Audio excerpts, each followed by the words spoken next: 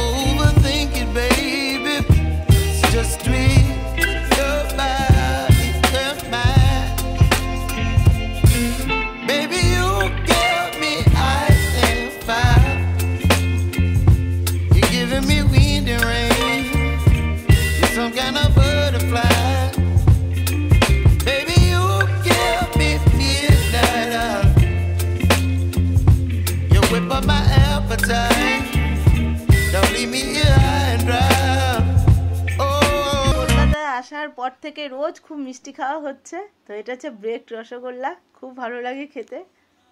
তো ফ্রেন্ডস, আমাদের ব্রেকফাস্ট হয়ে গেছে আর এখন আমরা রেডি হয়ে গেছি, মিমি রেডি হচ্ছে। আজকে আমরা যাব ধর্মতলা, আর কোথায় কোথাও যাব এখনো ঠিক করতে পারিনি, যে আগে ধর্মতলা যাই তারপর দেখি কোথায় যাওয়া যায়। আর এখানে কিছু জিনিস সেদিন হাতিবাগান থেকে এনে রেখে দিয়েছি, এখনো প্যাক করা হয়নি, পরে যাওয়ার দিন প্যাক করে নেব। তো এখন ঘর দুয়ার একটু এলোমেলো আছে, আবার এসে পরে গুছাবো। সকালবেলার যা চায়ের বাসন টাসন ছিল সব মেজে কমপ্লিট হয়ে গেছে, এখানটা রেখে দিয়েছি। আর এখন বেরোবো, আমরা রেডি, মা আর মেয়ে রেডি হয়ে গেছি, কিন্তু মিমির পাপা এখনো বসে আছে, রেডি হয়নি। তো আমরা একটু পরেই বেরিয়ে পড়বো। আর আজকে যেখানে যেখানে যাবো সেটা আমি আপনাদের সাথে শেয়ার করব। তাহলে আবার দেখা হবে একটু পরে রাস্তায় গিয়ে। তো আমরা এখন বেরিয়ে পড়েছি, প্রথমে আমরা যাব ধর্মতলা। তো এটা হচ্ছে আমাদের বাড়ির রাস্তা, আর ঠিক সামনে রয়েছে মন্দির, এটা মা শীতলার মন্দির, খুব সুন্দর মা শীতলা। আমি কাছ থেকে অল্প দেখিয়ে দিচ্ছি, মা শীতলা মন্দির। আর এখানে ভীষণ বড় করে দুর্গাপূজা হয়, তো দেখতেই পাচ্ছেন বিরাট বড় প্যান্ডাল। তো আমাদের এখানে তো এখনো শুরু হয়নি দুর্গাপূজার প্যান্ডাল, কিন্তু এখানে অনেক জায়গায় শুরু হয়ে গেছে আর ভীষণ বড় বড় পূজা হয়। এই হচ্ছে ভেতরটা, খুব বড়। আমার খুব ইচ্ছে করছে এবার পুজোটা এখানে কাটানোর, কিন্তু কোনোভাবেই সম্ভব না।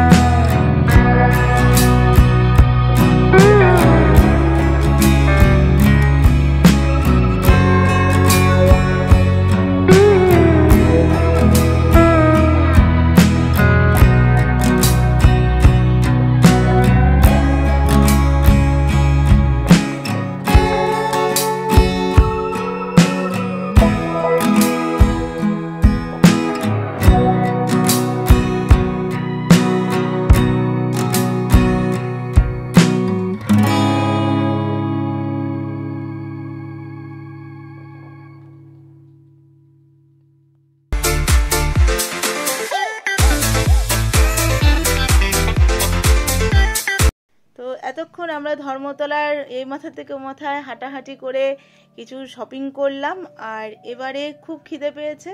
তো দুপুরবেলা আমরা এখানে এগ রোল আর চাউমিন খেয়ে নিচ্ছি। তারপরে এখন আমরা যাব বড়বাজার, আর বড়বাজার যাচ্ছি মিমির জন্য, মিমির কিছু কেকের জিনিস ওখান থেকে কিনবো। তো এখন আমরা এখান থেকে মানে বাস করে চলে যাব বড়বাজার।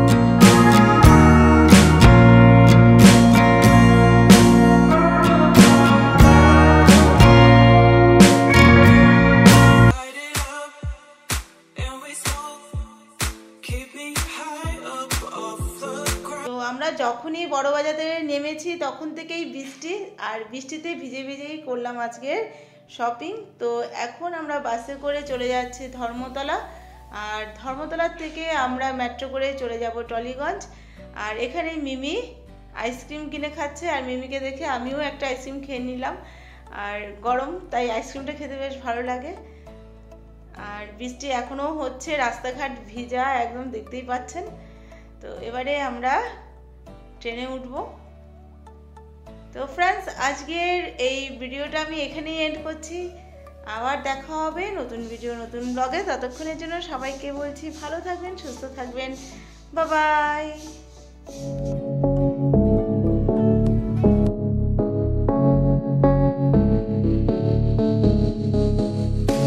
never